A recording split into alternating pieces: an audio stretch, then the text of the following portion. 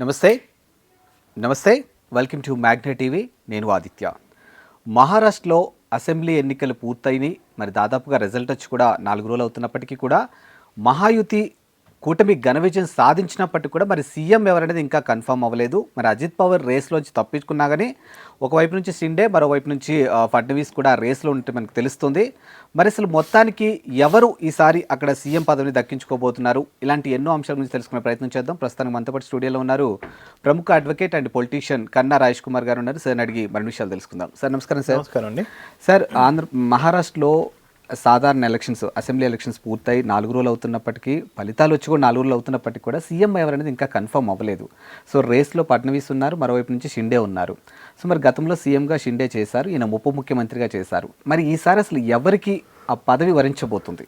మాకున్న ఎక్స్పెక్టేషన్స్ ప్రకారము భారతీయ జనతా పార్టీ చదరంగంలో ఫడ్నవీస్ గారికి అవకాశాలు ఎక్కువ ఉన్నాయని చెప్పగలుగుతాం. ఎందుకు అంటే వాళ్ళు ఎక్కువ స్థానాలు కైవసం చేసుకున్నారనే, అంటే 133 అంటే ఇప్పుడు సపోజ్ ఒక 5 సీట్లు అటు ఇటు ఉంటే మాత్రము డెఫినెట్గా ఏక్నాథ్ విల్ బి ఏక్ CM, second time CM from 1 to 2. మనకు మధ్యప్రదేశ్ సీఎంని కూడా సెంట్రల్ మినిస్టర్ తీసుకెళ్ళిండు. అవును.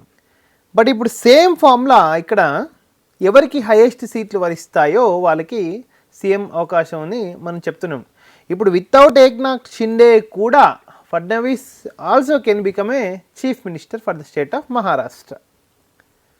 కానీ ఒక రాజకీయంలో ఎథికల్ పాలిటిక్స్ ఉండాలనే ఉద్దేశంతో మాత్రం ఈ ఏక్నాథ్కి రేపొద్దున, అంటే ఇమ్మీడియట్గానే రేపొద్దున ఏమో ఇక్కడ రాజకీయాల్లో ఎప్పుడు ఏంటి రేపు అనే పనికి ఉండదు. నాకు ఇప్పుడు ఏంటి, నాకు ఇప్పుడు పదవి వస్తుందా లేదా, that's it. Otherwise I will jump it, I will withdraw the support. ఇప్పుడు ఏక్నాథ్కి నాకు తెలిసి సెంట్రల్ మినిస్టర్ అవకాశము ఉంటుంది. ఒకవేళ if not chief minister, central minister like Chouhan గారు కానీ, మధ్యప్రదేశ్ ఎక్స్ సీఎం, డిఫరెంట్ పర్సన్స్కి అవకాశాలు ఉన్న వాళ్ళకి సెంట్రల్ మినిస్టర్స్ పోస్ట్ ఉంటాయి యాక్చువల్లీ. అండ్ మరోవైపు నుంచి చూసుకుంటే ఇప్పుడు శివసేన దాదాపు ఒక 15 క్యాబినెట్ మంత్రులను అడగబోతున్నారనే అంశం కూడా వినిపిస్తుంది. శివసేన అది డిపెండ్స్ అపాన్ ద థాట్. ఇప్పుడు మామూలుగా ఎన్నైనా డిమాండ్ చేయొచ్చు. ఇప్పుడు సపోజ్ సీఎం సీటు ఏక్నాథ్ గారికి రాకపోతే డెఫినెట్గా క్యాబినెట్లో majority share they will expect. అవును. ఇప్పుడు 288 కదండి. మామూలుగా మినిస్టర్స్ ఎంతమంది ఉంటారు? యాజ్ పర్ రూల్ 15%, అంటే 28 + 14 టోటల్ 42లో 17 అనేది డెఫినెట్గా వాళ్ళకు ఉండాల్సి, అంటే వాళ్ళ యొక్క డిమాండ్స్ ఉంటుంది. Otherwise they will withdraw the support. కానీ ఇక్కడ ఏంటంటే ఎథికల్ రాజకీయాలు, ఎథికల్ పాలిటిక్స్ ఉన్నప్పుడు మాత్రమే డెఫినెట్గా ఆ ఈక్వేషన్స్ అనేవి చేంజ్ కావు. కానీ కొన్ని సందర్భాల్లో మీరు యడ్యూరప్ప కర్ణాటకలో సీఎం దింపినప్పుడు, ఎక్కినప్పుడు చాలా రాజకీయంలో చదరంగంలో ఆడాయి. అవును. మహారాష్ట్రలో కూడా ఏంటండి, ఎన్సీపీ జీలిపోయింది, శివసేన జీలిపోయింది. అంటే ఏంటి, ఢిల్లీలో ఉన్న వ్యక్తులు గల్లీలో ఉన్న మన మీద పెత్తనం చెలాయించి సీటు రాజకీయాలు ఆడుతున్నారు యాక్చువల్గా. Got it my point. ఇంకొకటి ఏంటంటే ఇక్కడ మామూలుగా ఏక్నాథ్ గారికి డెఫినెట్గా సెంట్రల్ మినిస్టర్ వస్తేనే తప్ప ఈ శివసేన, ఇప్పుడు అయితే విడిపోయిన శివసేన ఉంది కదా, ఉద్ధవ్ ఠాక్రే బదులు ఇంకో బీ టీమ్, ఇది బీ టీమా ఏ టీమా తర్వాత డిసైడ్. ఈ ఏ టీం అయితే ఇది బీ టీం, ఆ ఒక్క టీం అనేది విత్డ్రా సపోర్ట్ చేసుకోకుండా ఉంటే ఇప్పుడు రేపు పొద్దుననే ఒకవేళ Eknath Shinde out from BJP ఉందంటే మన ఠాక్రే గారు అయినా మనకు ఆశ్చర్యపోవాల్సిన అవసరం లేదు. పాలిటిక్స్లో, రాజకీయాల్లో డెఫినెట్గా పర్మనెంట్ శత్రువులు అయితే ఉండరు. ఎప్పుడు ఎవరు కలుస్తారు, పర్మనెంట్ మిత్రులు కూడా ఉండరు. ఎప్పుడు ఎవరితో స్నేహం ఉంటుంది, ఎప్పుడు ఎవరిని పెళ్లి చేసుకుంటారో తెలియదు, ఎప్పుడు ఎవరిని విడిపోతారో కూడా తెలియదు డెఫినెట్గా. అండ్ ఇక్కడ కీలక మంత్రి, హోమ్ మినిస్టర్ ఒకవేళ సీఎం ఆయన అవ్వకపోతే హోంశాఖ అడిగే ఛాన్సెస్ కూడా ఉంది అని వినిపిస్తుంది. నాకు తెలిసి 100% హోంశాఖ ఒప్పుకోరండి డెఫినెట్గా. అదర్వైజ్ అట్లీస్ట్ డిప్యూటీ సీఎం అయినా దే మే ఆప్ట్. కానీ హోంశాఖ ఇప్పుడు ఆల్రెడీ చీఫ్ మినిస్టర్ చేసినోడు హోంశాఖ ఎట్లా ఒప్పుకుంటాడు? అది డెఫినెట్గా ఆయన యొక్క రాజకీయానికి కూడా అది ఒక ప్రమాదమే. మళ్ళీ ఒక స్టెప్, రాజకీయంలో ఒక స్టెప్ ఎక్కువ ఉండాలి. ఆల్మోస్ట్ 80-90% చూస్తేనే మీరు స్టెప్ ఎక్కువ ఉన్నట్టు. బండి సంజయ్ ఉన్నాడు, ఫస్ట్ కార్యకర్త జెడ్పీ కరీంనగర్ నుంచి. దాని తర్వాత ఎంపీ నుంచి క్యాబినెట్ మినిస్టర్, ఇప్పుడు క్యాబినెట్ మినిస్టర్ అయ్యారు ఆల్మోస్ట్, అంటే ఎంఓఎస్ మినిస్టర్. రేవంత్ రెడ్డి గారు చూస్తారు, జెడ్పీటీసీ, దాని తర్వాత ఎమ్మెల్యే, దాని తర్వాత మల్కాజ్గిరి ఎంపీ, దాని తర్వాత మళ్ళీ చీఫ్ మినిస్టర్. అట్లా సో ఇప్పుడు ముందుకు వెళ్ళాలి అంటే ఒక స్టెప్ ఎక్కువ ఉండాలి. Central chief minister one equal to chief minister, central minister equal to almost all the stage of chief minister. కానీ ఒకానొక సందర్భంలో బీజేపీలో సెంట్రల్ మినిస్టర్గా పనిచేసిన వాళ్ళు రిటర్న్గా గోవాలో ఒక ద చీఫ్ మినిస్టర్గా వచ్చారు. యాక్చువల్గా చాలా మంచి పర్సన్, మనకు పేరు ఐడియా రావట్లే కానీ చనిపోయారు ఇప్పుడు, ఆయన హిట్ స్టేజ్లో అయ్యారు. యాక్చువల్గా కొందరు జెన్యున్గా నా రాష్ట్రానికి సేవ చేసుకోవాలనుకున్న వాళ్ళు క్యాబినెట్ మినిస్టర్ని వదిలేసి చీఫ్ మినిస్టర్గా వచ్చే అవకాశాలు కూడా ఉన్నాయి యాక్చువల్గా. ఓకే, అంటే ఇప్పుడు ఏదైతే మహాయుతి కూటమిగా భాగంగా వీళ్ళు ఎలక్షన్స్లో బరిలోకి దిగటం, సక్సెస్ అనేది సాధించడం, ఇప్పుడు చూసుకుంటే రాజకీయంగా ఎవరికి ఉండాల్సినటువంటి క్యాపబిలిటీ వాళ్ళకు ఉంది, ముగ్గురికి కూడా అదే క్యాపబిలిటీ ఉంది. ఇప్పుడు సరే బీజేపీ పెద్దలు ఏదో బుజ్జగించో ఏదో చేసి మొత్తానికి పదవులు ఎవరి వాళ్ళకి అప్పచెప్పినా కూడా రానున్న రోజుల్లో అసలు మహాయుతి కూటమి ఏ విధంగా ఉండబోతుంది, ఆ ఇంపాక్ట్ అసలు ప్రజల మీద ఎలా ఉండబోతుంది అసలు? నాకు తెలిసి ఆల్మోస్ట్ ఆల్ 288లో 120+ వచ్చాయి కాబట్టి 10 to 15 seats might not be big ఫరక్ యాక్చువల్గా.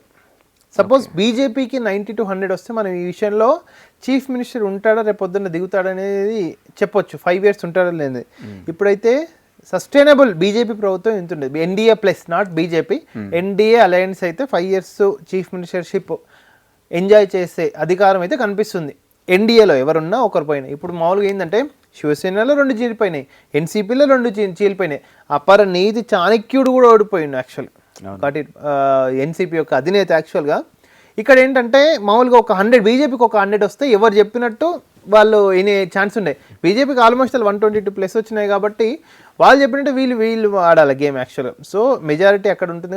ఇండియన్ ఇక్కడ కంప్లీట్గా Indian constitution made on the democratic principle, ఎవరిది ఎక్కుంటే రాజ్యం వాళ్ళదే. కానీ ఇదే రాజకీయాలు, ఇదే పావులాట ఓట్లలో, క్యాస్ట్లలో, రిలీజియన్షిప్లో కూడా ఉంటే ఇంకా మంచిగా ఉంటుంది యాక్చువల్గా. సపోజ్ ఇక్కడ బీసీలు ఉన్నారు, బీసీలు డెమోక్రటిక్గా 50% ఉన్నారు, కానీ బీసీ నాయకులు లేరు. సో ఇదే యొక్క అంటే ఈ డెమోక్రటిక్ సిస్టమ్స్ అనేటివి for the choosing of the chief minister అనేది కనిపిస్తుంది, కానీ for the choosing of the politician, for the choosing of your leadership అనేది కనిపించట్లే. ఎంపీ, ఎమ్మెల్యే, ఎంతమంది ఓసీలు, ఎంతమంది బీసీలు యాక్చువల్గా. సో ఇది ఉంటే మాత్రం డెఫినెట్గా ఇండియా డెవలపింగ్ నుంచి డెవలప్డ్ అవుతుంది యాజ్ ఎర్లెస్ట్ యాజ్ పాసిబుల్. నేను స్కూల్లో ఉన్నప్పటి నుంచి భారతదేశం అభివృద్ధి చెందుతుంది. నేను వచ్చినాక కూడా నా పిల్లలు పుట్టి స్కూల్కి పోతుంటే కూడా వాళ్ళు బ్యాగ్లు వేసుకోకుండా ఇంకా చెందుతూనే ఉంటుంది. We don't know when it will be developed యాక్చువల్గా.